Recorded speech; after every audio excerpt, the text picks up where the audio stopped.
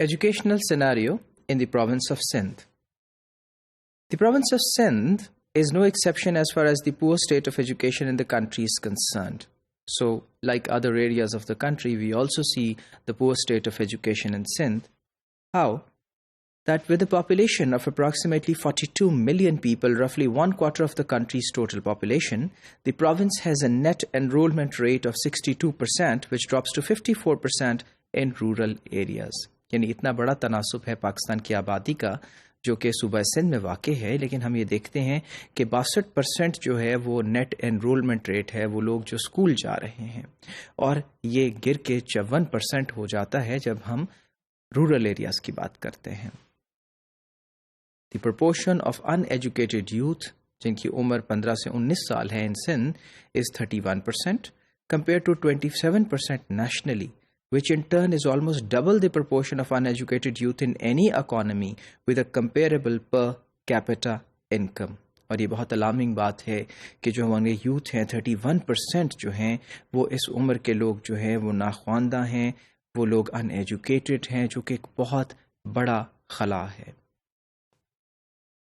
Overall, the percentage of uneducated females in Pakistan is disproportionately larger than that of male.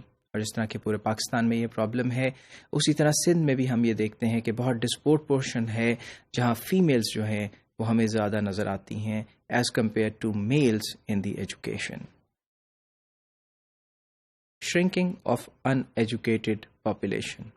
اب جہاں شرنکیج کی بات ہم کریں تو ریسرچ یہ ہمیں بتاتی ہے کہ shrinking of uneducated population in the last decade can be attributed mainly to higher school participation rates among females compared to males. Sindh follows similar patterns.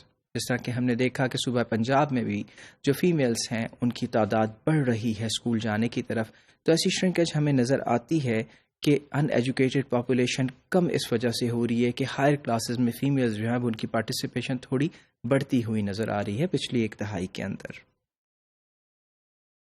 اب right of children to free and compulsory education bill, March 2013 میں the legislative assembly enacted the Singh's Right of Children to Free and Compulsory Education Bill, which makes education mandatory for all children aged 5 to 16 years.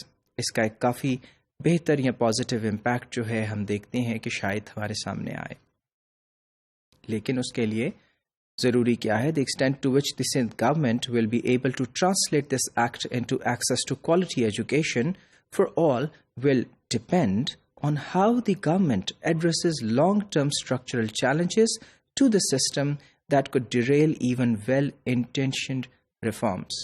یعنی reform تو بہت well انٹینشنڈ ہے، لیکن اس کے ساتھ ساتھ آپ کیسے اسٹرکچرز انیکٹ کریں گے جس کے ذریعے اس کو ٹرانسلیٹ کیا جائے to access to quality education, یہ ایک سوالیہ نشان ہے۔ اگر ہماری حکومتیں یہ کر پائیں تو پھر ہم دیکھتے ہیں کہ یہ جو اسٹیپ ہے of access to free education will have a significant impact on the population which intends to study.